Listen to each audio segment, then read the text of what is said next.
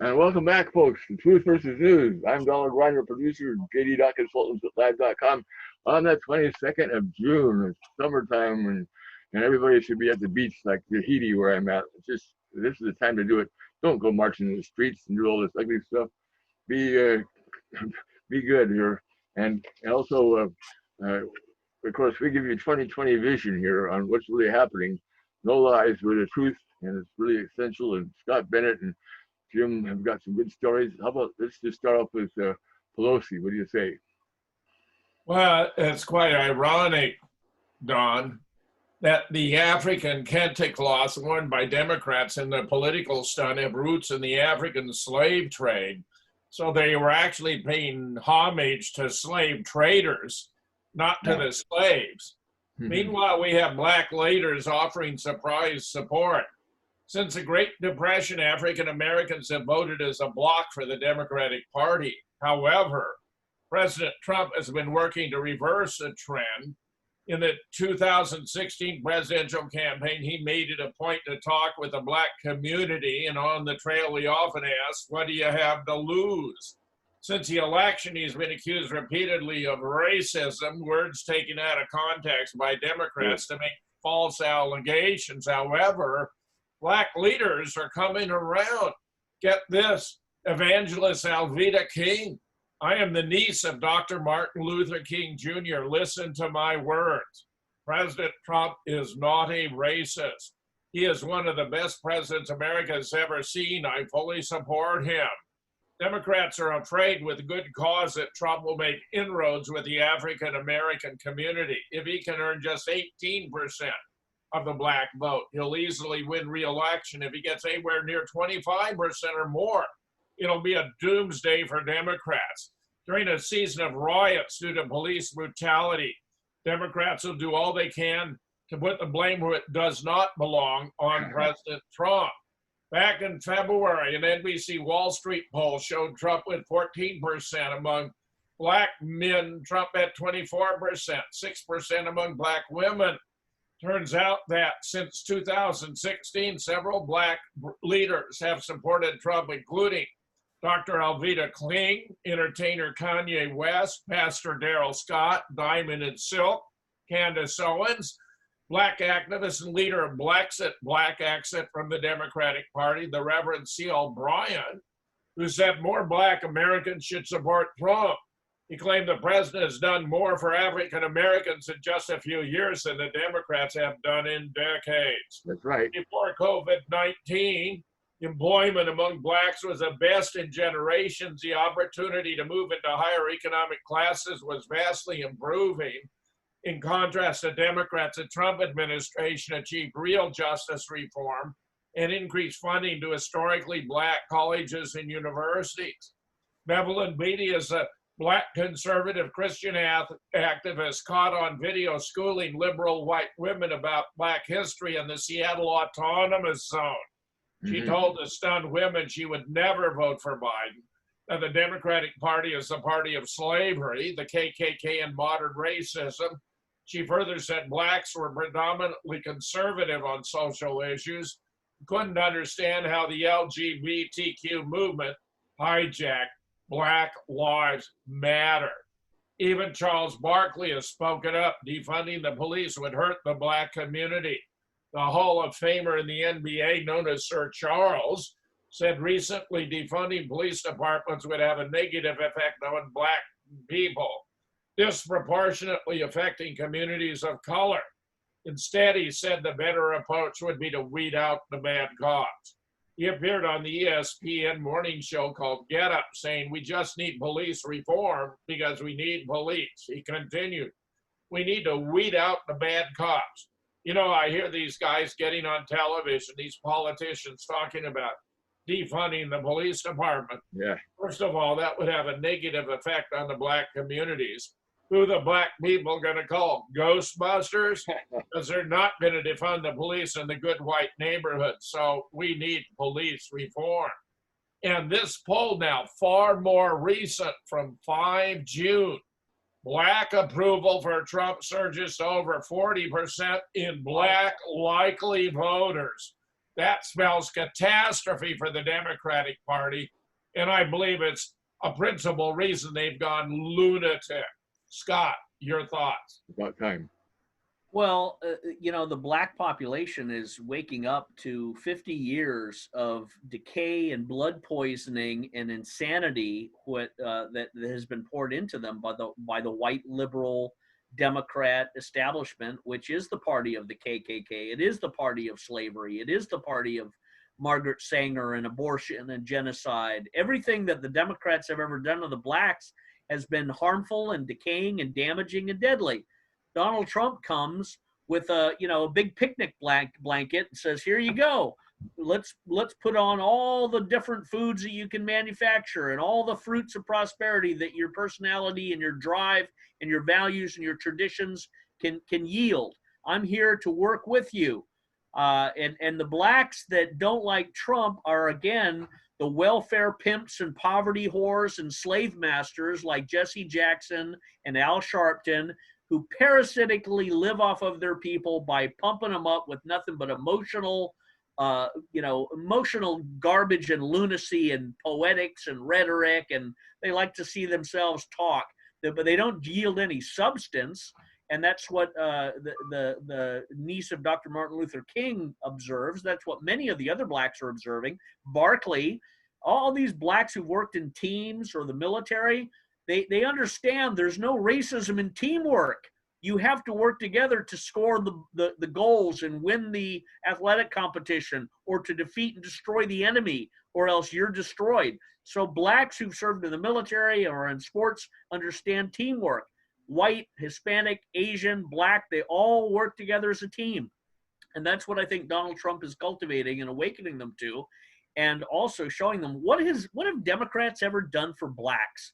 For the last 50 years, nothing, not a single good thing have they ever done. And yes, you have a component of blacks who get all emotionally hyped up on,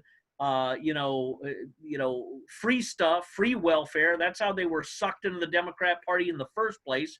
Free food stamps, free welfare. You don't have to get married. If you have a kid, you're going to get welfare, and you just sit at home. The more kids you have out of wedlock, the moment you marry a man is the moment you get off wedlock.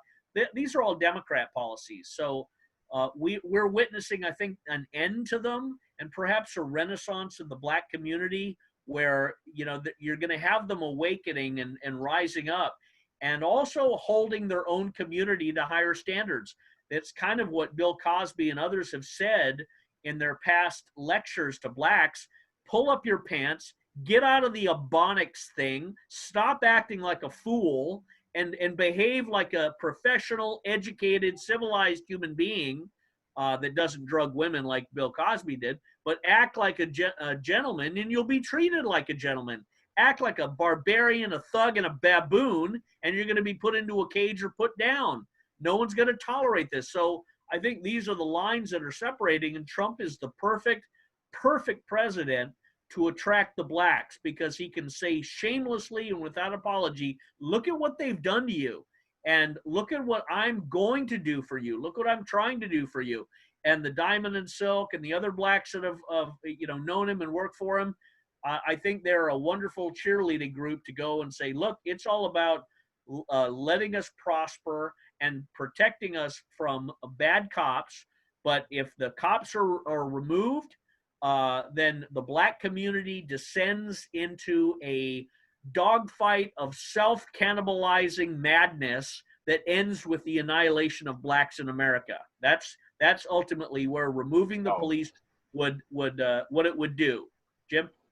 Yep. Don, did you want to add? No, go ahead.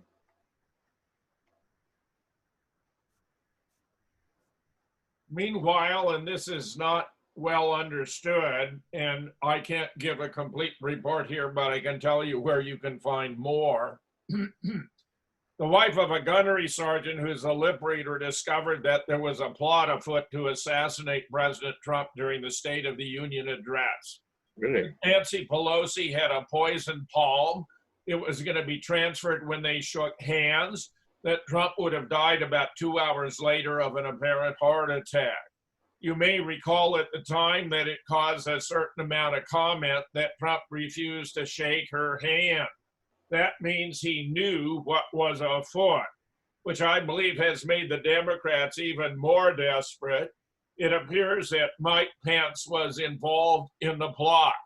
Now, I do not have the video here. I have a few slides from the video, but you can find it at Real Deal Reports for 15 June 2020.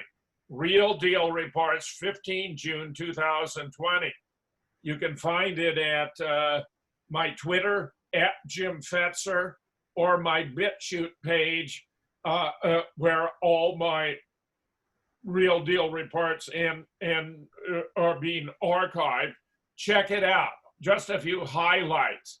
Now, did you review your papers, Nancy says to Pence, for the ascension to the presidency on the death of Donald Trump?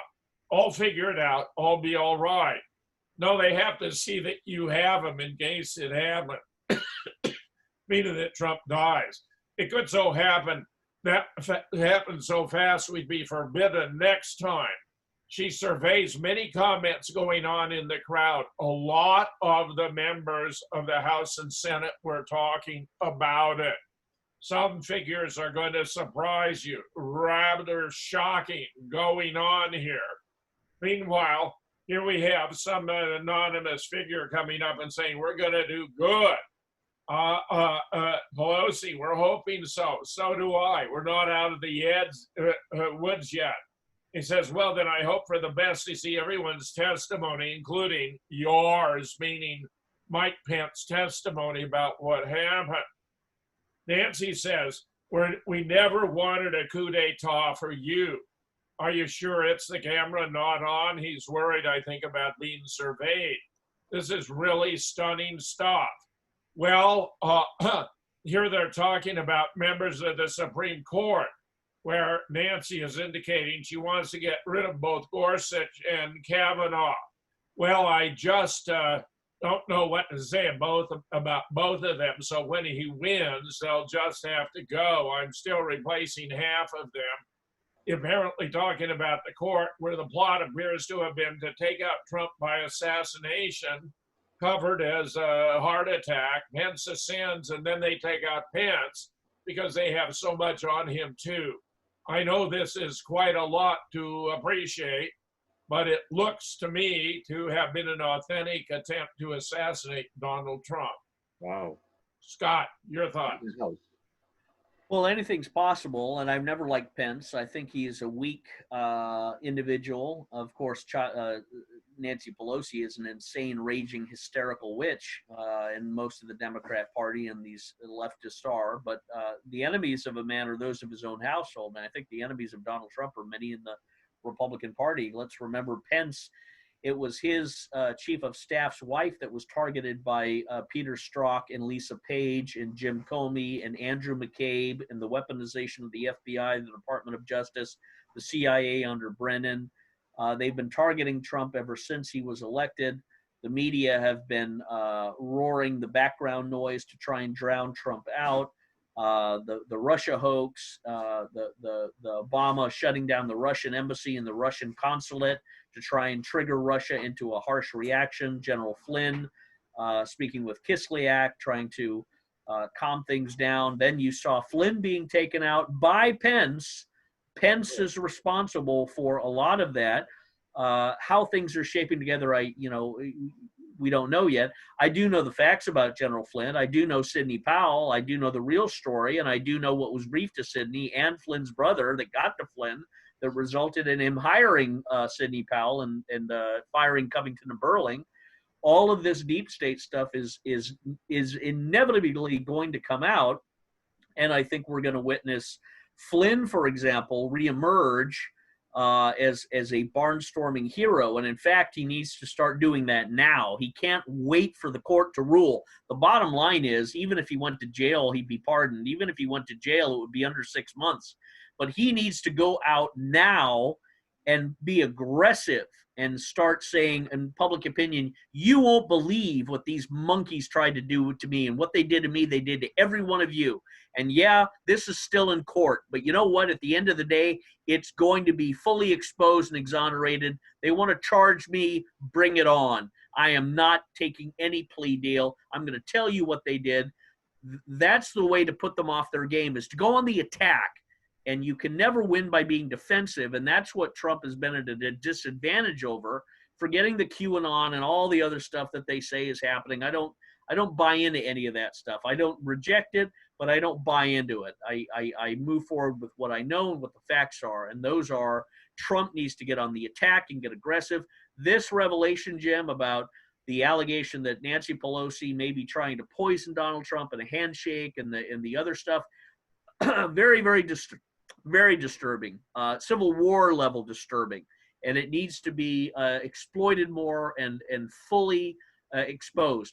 Everybody and anybody who heard those words or knew about that is guilty of misprision of treason. Right. This was an act of treason, and every one of them should be executed under misprision of treason, who knew or heard and did not do anything. And I think that's the real revelation.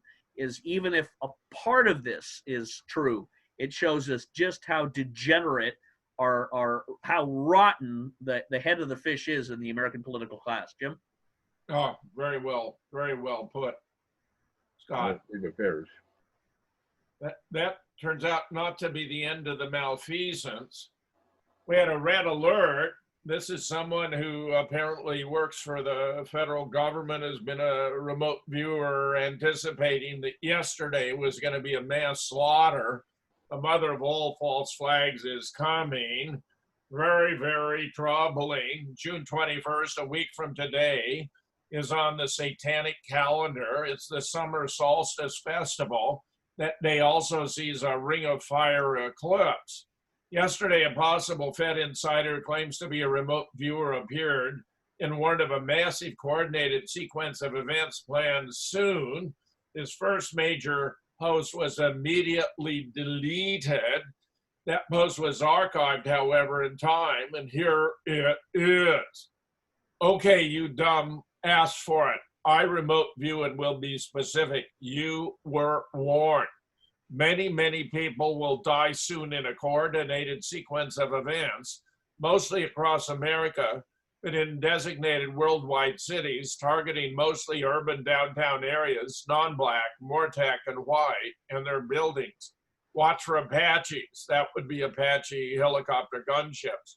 Someone masquerading as the Fed, but actually deep state, will open fire from copters on rioters and protesters at just about the moment Antifa begins to realize they, mostly Bernie Sanders supporters, were swindled and hustled by Party B, I think for Biden, in favor of deep state Dems, and Bernie was paid off to step down. Many, many, many Antifa millennials and Zoomies will be shot from the skies. It was exactly two speakers warning prior to the offense. These are real rounds, not rubber bullets. Cities to look for: Atlanta, Philadelphia, New York City, but more Boston. Somewhere in Florida, exact city keeps wavering. Definitely Seattle, definitely Portland, definitely San Diego, San Francisco, and near Los Angeles. Los Angeles are still deciding whether to make Chaz 2 or not, but the timing on the Bernie swindle reveal will make this complicated. Many, many, many will die. This is Kent State times 1,000. Wow. Trump will be blamed, and this will coincide with Q believers becoming pissed off. Nothing is happening, and it's time to split the Q movement. American Civil War, basically. Overseas cities targeted: London, somewhere in Italy, Rome, somewhere in Germany, Munich, and as a false flag, Jerusalem. Absolute bloodbath. They are going all in. You may run out of water and food. Is that specific enough for you? Is it? Some selected highlights. He expects many casualties. Desperate final act by the Dems because Hillary, Rodham, Clinton, and Barack Hussein Obama arrests are coming. Fake cops will be a mix of Somalis and the UN. And now I'm asked what the sky will look like. Funny you ask that. After the big dark, you'll know what that is. The sun will look double and be red on its crown and blue on its beard. Okay, the big dark, is that the eclipse or something else? Israel is going to get a big surprise, and all of you here will live to see it. It happens during bright daytime, clear blue sky. F off Twitter. Meanwhile, the attempts to take out Trump, if we take the latest into account, have been massive and varied, beginning with Russiagate, proved to be a ridiculous effort to conceal Hillary's own engagements with Russia, where she sold off 20% of U.S. uranium reserves to Russia for a $145 million donation to her Clinton Foundation, which required the approval of President Obama. If Julius and Ethel Rosenberg received the elected chair for sharing the U.S. atomic secrets with the then Soviet Union, what do Hillary Clinton and Barack Obama deserve for selling off 20% of U.S. uranium reserves to Russia? Plan B, Ukraine Gate. They claim Trump was engaged in a quid pro quo when those who participated and testified to Congress denied that was the case. They saw nothing illegal. Only difference is they had with Trump on policy. Meanwhile, Joe Biden had actually committed the offense of which Trump was being accused by threatening to withhold $1 billion in U.S. foreign aid if they didn't fire the prosecutor who was looking into the corrupt gas company Burisma, where his son had a cushy job at 50 grand a month or more, where he gave them 6 hours to do it before he flew back to the U.S. And at a report he gave at the Council on Foreign Relations, he turns to the camera and says, "Son of a bitch, they did it. They've hired the prosecutor." There could not be a more clear-cut case of quid pro quo corruption than Joe Biden, not Donald Trump. Plan C, impeachment, fell apart when Robert Mueller came in to testify, couldn't even remember the contents of his own report, acknowledged he'd never actually looked at the origins of the investigation and surveillance on the Trump administration, which have turned out to be massively corrupt, and where Susan Rice, who was then his national security advisor, had signed off on the authorization for the British to spy on the Trump campaign. This is as bad as it gets. Plan D, the coronavirus hit. Impeachment fails. They hit us with a fake pandemic. It's now clear it's no more serious than the seasonal flu. There was no justification to have shut down the economy, which is a massive hit. But the Democrats wanted to deprive Trump of his two greatest assets approaching re-election, namely the strong economy and the surging stock market. I see the fingerprints of Hillary Clinton all over this. She is so hateful for Trump for embarrassing her with her loss in 2016. She's willing to destroy America to seek revenge. Plan E, just the coronavirus pandemic is fading into the background. We have a completely staged killing of a black man in Minneapolis, followed by Black Lives Matter rioting and looting. If you want an illustration of privilege, it's not white privilege, it's black privilege, because blacks are getting away with all this looting and rioting, and they're hardly being held to account. A revolving door justice, and now they're going after statues of all kinds of figures that represent the history of the United States in an ongoing effort to deprive us of our national identity. This is a manifestation of cultural Marxism, which has been exercised in other countries. They're trying to destroy the United States. Now we appear to have additional developments. Plan F, State of the Union, an actual assassination carried out by Nancy Pelosi with a poison palm that would induce what would appear to be a heart attack. 2 hours later, Pence would assume ascend to the presidency, but they take him out to make Nancy Pelosi the president of the United States. What a dastardly plot. I want further confirmation. We want other lip readers, but it looks to me completely legit that this indeed was the plan. at the State of the Union. Plan G, Chinagate. John Bolton claiming no, it was actually China that Trump wanted to enlist to ensure his reelection.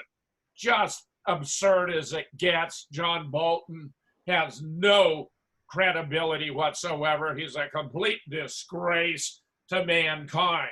And he not only will not vote for Donald Trump, but he will not vote for the brain damaged Joe Biden either. He's going to write in the name of a candidate, mark him off. He's insignificant and irrelevant. Then we had Plan H, most recently for yesterday, 21 June, the summer solstice, a mass murder. It may be because this was reported elsewhere about a week ago or so that it was called off. Fortunately, it did not take place, and we're all grateful for that. Scott, your thoughts?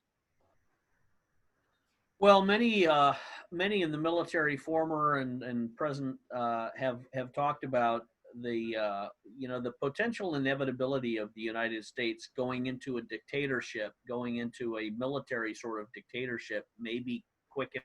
The theory is that America is faced with two things: either a collapse and a degeneracy into civil war and anarchy and chaos, where you have the UN and the Red Chinese come in and sort of, feast on the remnants of America, or you have America under Trump and the military and the police and the patriotic side stand their ground, lock and load, and deploy to be support elements in an authoritarian, in a military dictatorship sort of a thing.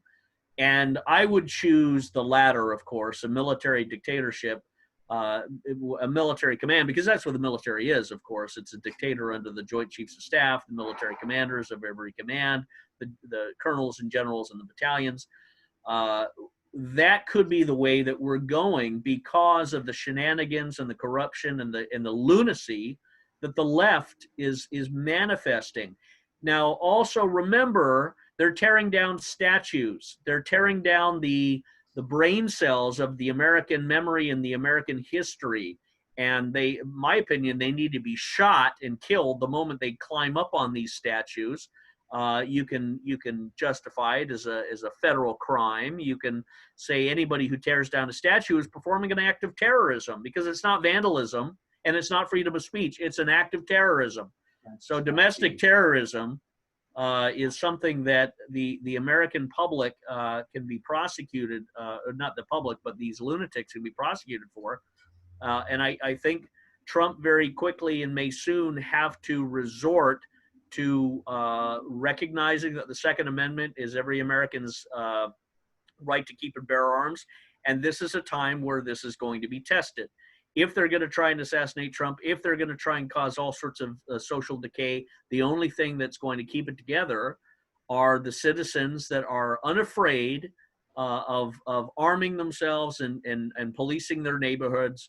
And the Wild West, in many regards, was a very civil and polite place. And as police have said, when you want a civil, polite society, you arm everybody. And that way, criminals and thugs and rapists and guys who push over old ladies aren't going to do that, because they themselves are going to be pushed down. They won't get up. Jim?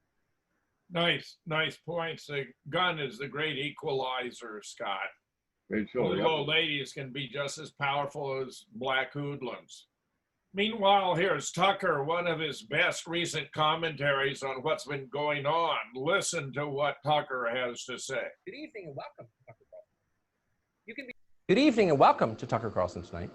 You can be forgiven if the events of the last month caught you by surprise, you didn't expect them. You'd become used to dismissing the American left out of hand as a joke, because they are. Since the day Donald Trump was inaugurated, the Democratic Party has been helplessly disorganized and totally ineffective as a political party.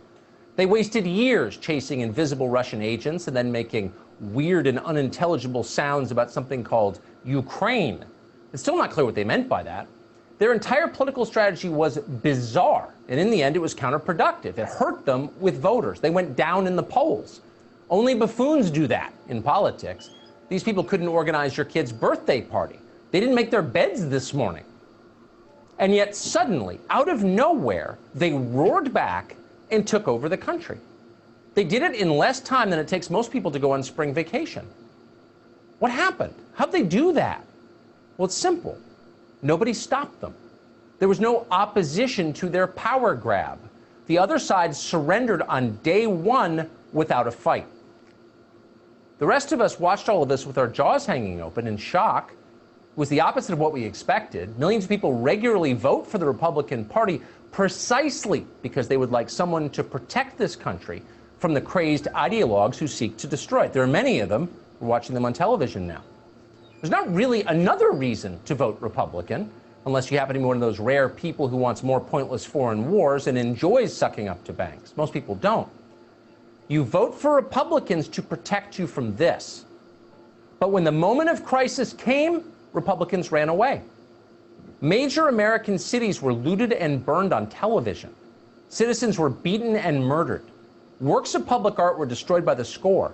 America's history, those shared experiences that bind us together as a nation, was plundered and completely rewritten by illiterate vandals.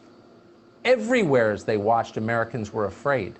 Afraid not simply for their safety, but afraid for their jobs, their reputations, afraid for their families.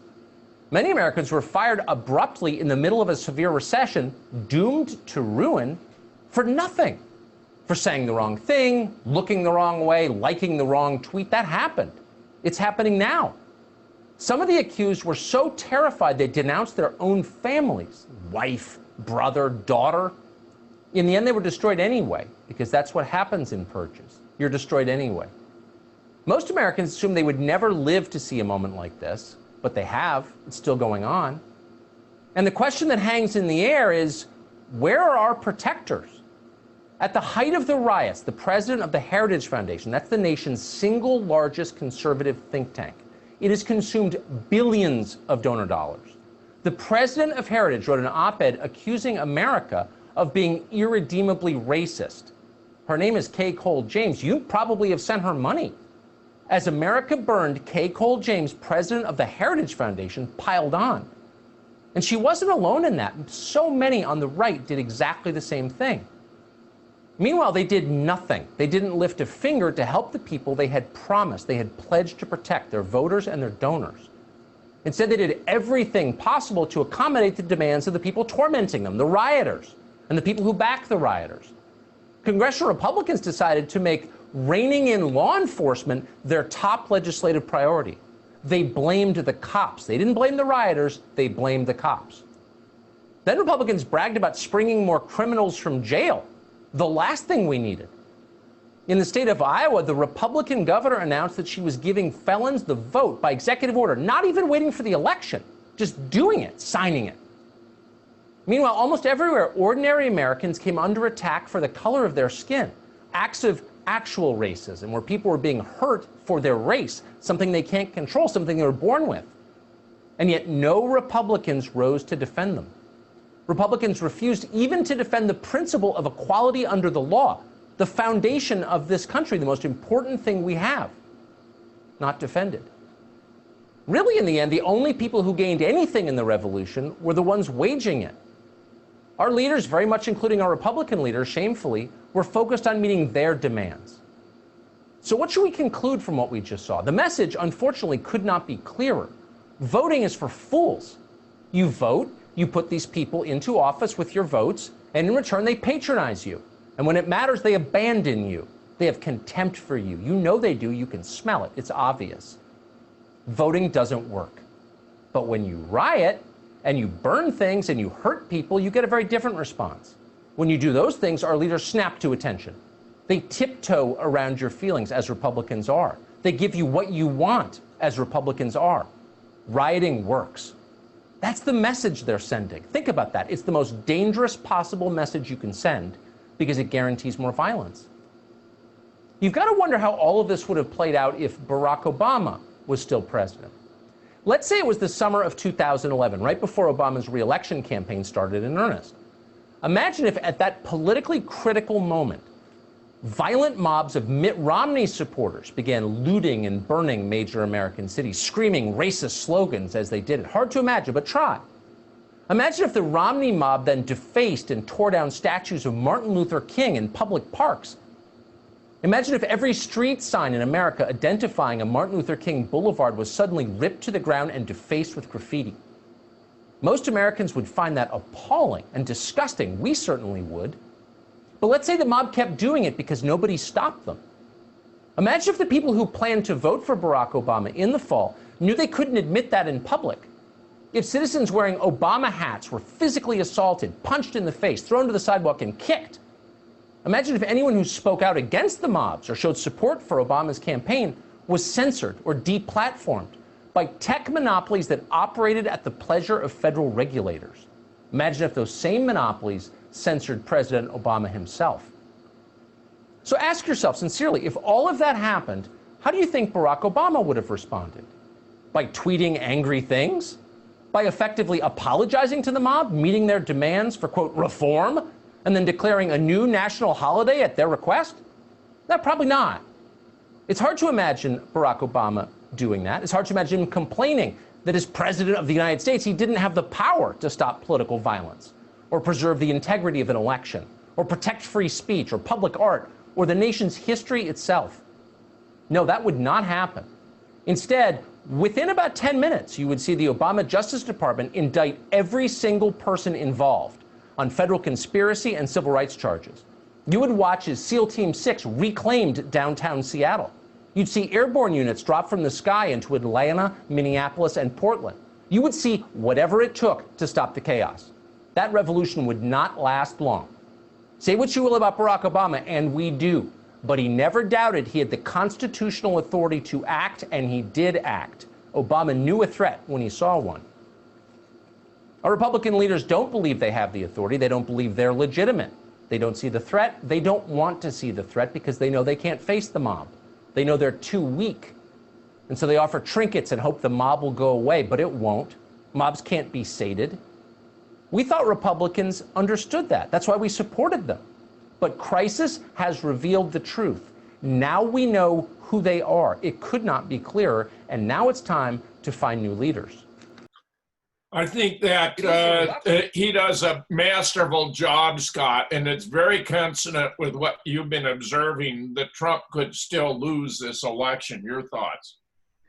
Yeah, Tucker does a masterful job at articulating the moral failure and the cowardice and the effeminacy of the Republican leaders, the golden retriever lying on its side, raising its leg in submission to these gaunt, lean and hungry wolves, mad dogs, I would say, that are on the prowl. You know, it's reminiscent of the golden retriever Doug in the movie Up, surrounded by raw, ravenous, hungry guard dogs. That's what the Republicans are, a bunch of soft, flimsy, castrated golden retriever dogs that are just more game show hosts. They're not leaders. They're game show hosts. They're actors. They're narcissistic, drunk in their own reflection, fools, absolute fools. And we've seen it coming for a long time. It's sickening. It's disgusting. And in the moment of crisis, in the moment of need, where you need bold men to stand up and say, we will never surround her and bow down to the mob or chaos, and we will kill every one of you that tries to bring chaos and anarchy and death into our communities and businesses. That's what the Second Amendment's for. Don't misjudge us.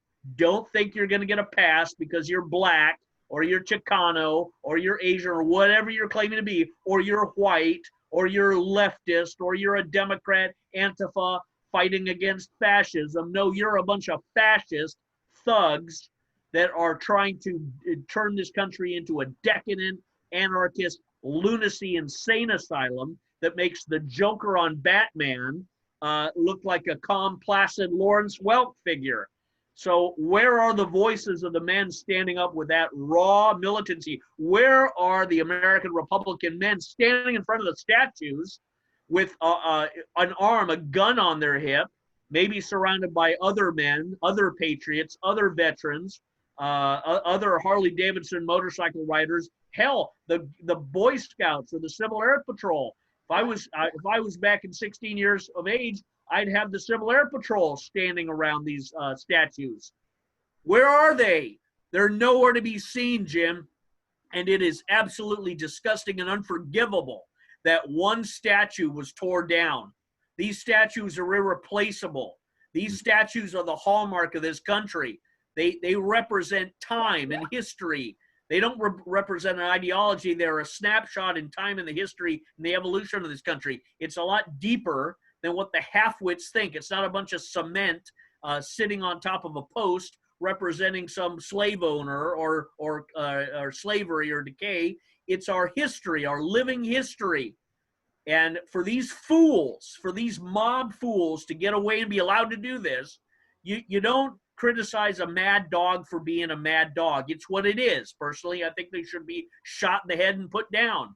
But that's what they are. What you do criticize are the people that fail to keep them out of the house, out of your bedroom, out of your kid's crib, and stop these people from devouring and pissing and destroying on your entire civilization. Trump hasn't done it. No one in the Republican Party has done it. They've done a lot of talk, but that's what needs to happen is you have to have armed men, citizens, doesn't mean necessarily with guns, but armed with something, even if it's just the passion of your voice or the crucifix around your neck or a sword or a gun or whatever else, standing around these statues saying you will not pass. You will not tear these down because you're tearing down the future of this country. And these Republicans, if we don't have a better crop of leaders, then all of these weeds deserve to be hacked down and thrown in the oven. And perhaps that's what God's intended to do in the next few months. We'll see. Jim? Scott, I agree with you 100%. The time has come. Amen. Instead, we're seeing absurdities such as in New York City.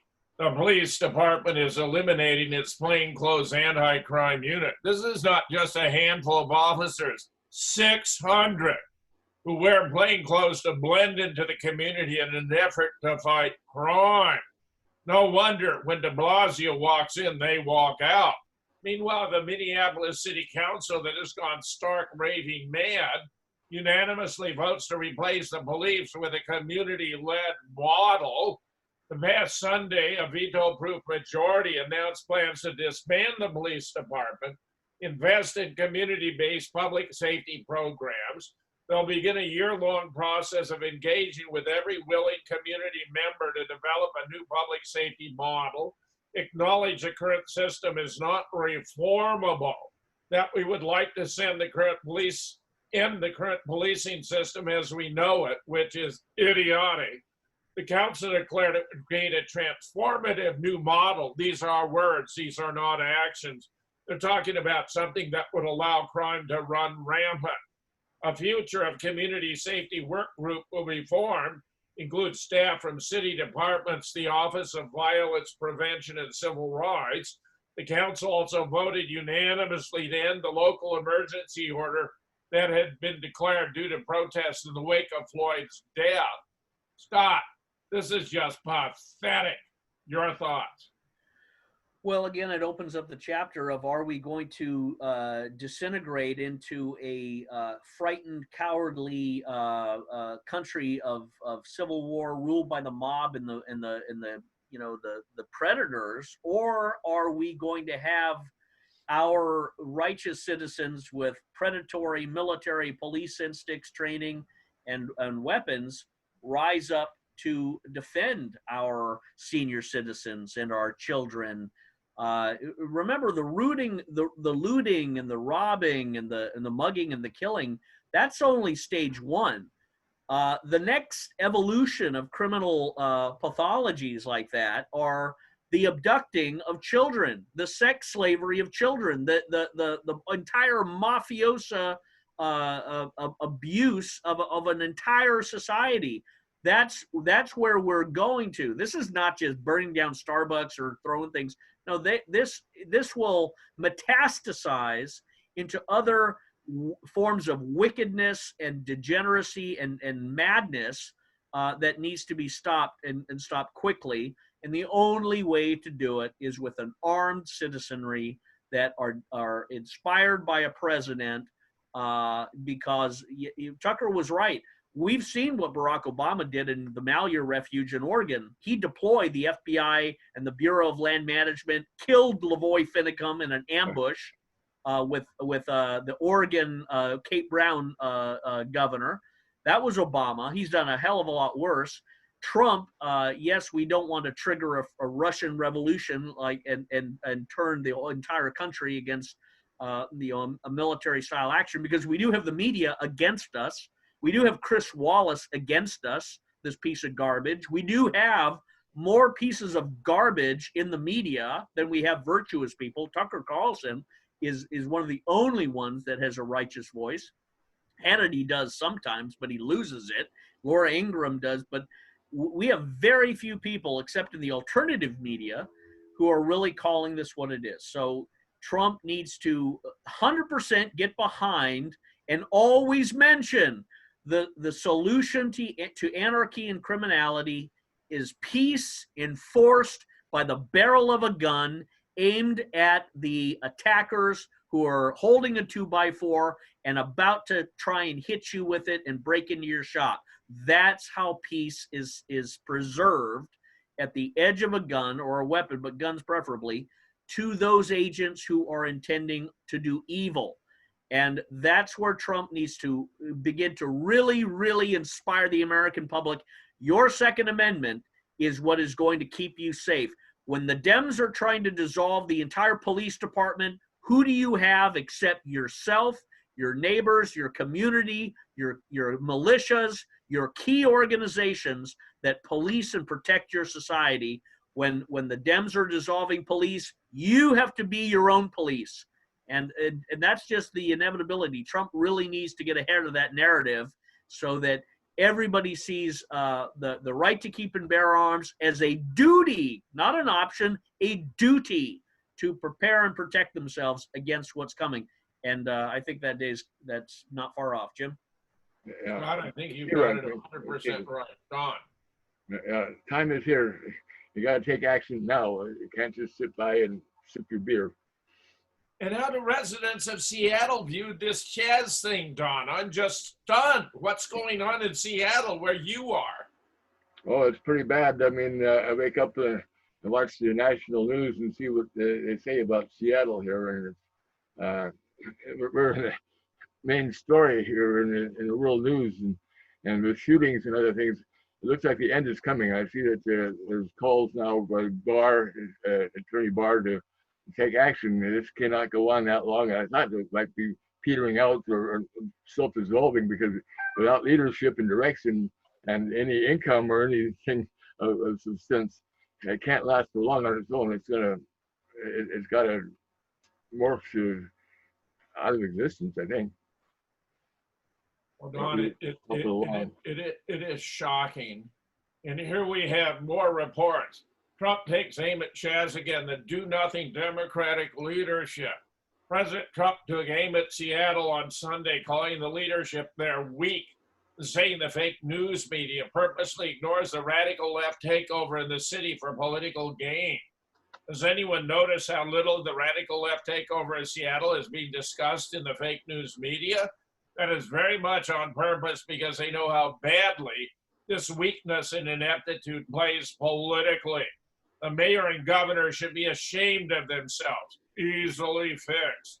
Later, he tweeted, interesting how Antifa and other far-left militant groups can take over a city with barely a whimper from soft, do-nothing Democratic leadership. Yet these same weak leaders become radical when it comes to shutting down a state or a city and its hard-working, tax-paying citizens. Now Chaz has gone. The Seattle Autonomous Zone warlord filmed handing out AR-15s to followers. Rav Simone, the so-called warlord of the Capitol Hill Autonomous Zone, carved out of Seattle by activists, has been filmed handing out assault rifles to minors. That's a state felony. If only there were anyone to enforce the law. Video that surfaced from Simone's own June 10th Facebook live stream apparently shows him handing out assault rifles that look like the ubiquitous AR-15 semi-automatic, including to individuals that look far younger than 21. Washington state law, which came into effect last year, makes it a gross misdemeanor to transfer an assault rifle to anyone under 21, with any subsequent offenses considered felonies.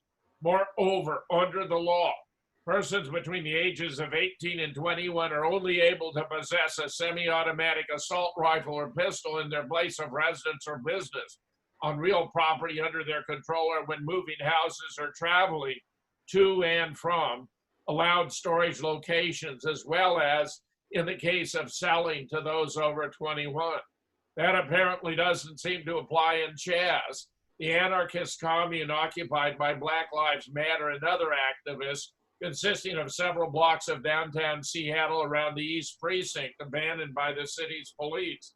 Seattle Mayor Jenny Durkham, a Democrat, hasn't lifted a finger to enforce local or state laws inside the zone. Instead, she has defended Chaz as an experiment in democracy during a Twitter spat with President Trump. Raz has rejected the label of warlord, told reporters last week he created a de facto police replacement to keep the peace and unity. Honestly, that's it. Meanwhile, the Seattle's anarchist utopia breaks down resident report streams of terror on the street. An anarchist is someone who doesn't need a cop to make him behave, American anarchist Hammond Hennessy once wrote. Based on the scenes playing out in Seattle's Antifa-occupied autonomous zone, however, he was dead wrong. A ragtag collection of Antifa types, anarchists, socialists, and Black Lives Matter activists have occupied a 6-block area around an abandoned police precinct in downtown Seattle for well over now, several weeks now. Roads into the Capitol Hill Autonomous Zone have been blockaded. The would-be revolutionaries inside have set in motion a bold experiment to prove that a cop-free society based on mutual aid can sustain itself. The events have proven otherwise. When the owner of an auto shop in the zone found a man attempting to light his business on fire, he detained the culprit, or so he told. The crowd gathered outside. However, rather than let their comrade be handed over to law enforcement, the crowd set about pulling down the fence around the lot, a bid to free the thwarted arsonist. The police won't come, the owner told the cameraman. The fire department won't even come. This is really bad for business. COVID was bad enough. Now this stuff basically put the icing on the cake. With a council debate mired in intersectional squabbling, Ravs and his band have had free rein to impose their own version on Chaz. The warlord rapper has been accused of punching journalists. White activists were seen on video placing a Christian preacher in a chokehold on Saturday. A number of overdoses have also been reported, to which Chad's emergency services had to respond.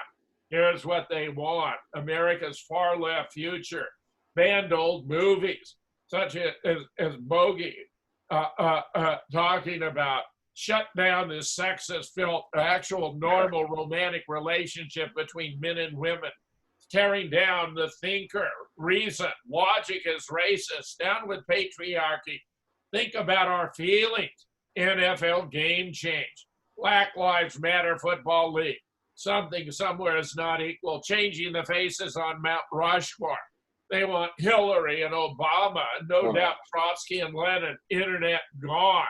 That's America's far left future if we don't do something about it. Scott, your thoughts?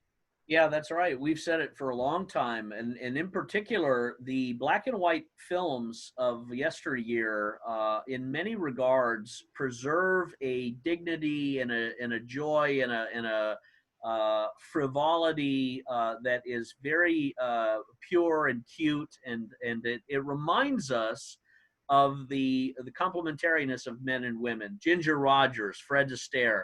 That's not to say that Hollywood had its own regard of decadence, but on the silver screen, there was a certain decorum. I am flabbergasted when and I know you are too, Jim, because you're closer to the era. But when I look at my favorite channel is Turner Classic Movies. When I look at the film noir with Mitchum and Bogart and Frank Sinatra. And then I look at the films in the 40s and the 50s. After 1965, I'd say everything kind of went downhill except now and then. But the old school movies and the old school noir had enormous healthy reminders of what healthy people in society are supposed to be. Men are men, women are women. They work together. The home is the home. Business is business. You know, law and order. There's a whole different universe back there. And the left are stark raving mad with purple hair, multiple piercings, on many medications. You hear that, in fact, at a lot of the rallies where Trump people are accosted and attacked by these leftists who are screaming at the top of their lungs. And a few of them will say, you need to get back on your meds. And you hear the leftists say, I'm on my meds. I'm on my meds. You're lucky I'm on my meds. And that's what they all are. They're on medication. Look, we have created this society and this generation after 30 years of perverted schools, perverted education, political correctness as a religion to fill in the gap for the absence of real men of God and preachers, and lesbianism and homosexuality and transgenderism and the isolation of the sexes and all of this putrid poison that is masquerading as culture. We need a good purge, Jim, out of our mouths, out of our rears, and just cleanse the body politic of all of the sickness that the left has been ramrodding into our body politic for 50 years. We need a massive purge, and we need to do it without apology, without retreat, and without restraint. These individuals that are trying to burn down businesses, you look what happens when you try and arrest them. You get mugged, you get mobbed, and you get taken down. So in a sense, I see the future where when these leftists can't stop themselves, again, they're gonna be shot, they're gonna be killed, they're gonna be put down, because people are not going to tolerate a descent into anarchy. They are going to, county by county, town by town, state by state, declare zones and regions as law and order regions. And if you come in with a malicious purpose, an unconstitutional purpose, an anarchist agenda, you are going to be killed. That's where we're going, because the left, the anarchists, are already trying to kill society by this. They've said it before. We have to tear everything down before we can build it up. They don't even know how to build. All they would do is create a mud hut and a tent city like you see in Los Angeles and Oakland. And we'd be the laughing stock of history. I don't think it'll go that way, but that's what the left wants. You're absolutely 100% right. They're trying to kill America. That's Don, right. take us out. Yeah, I'm afraid so. Hopefully we're going to be lasting for another week until the 4th of July at least. So thanks for watching Truth versus News here on June 22nd. And come back next week. Hopefully the country and people will be back and stronger than ever. Hopefully everything's going to come around our way. God bless. Bye-bye.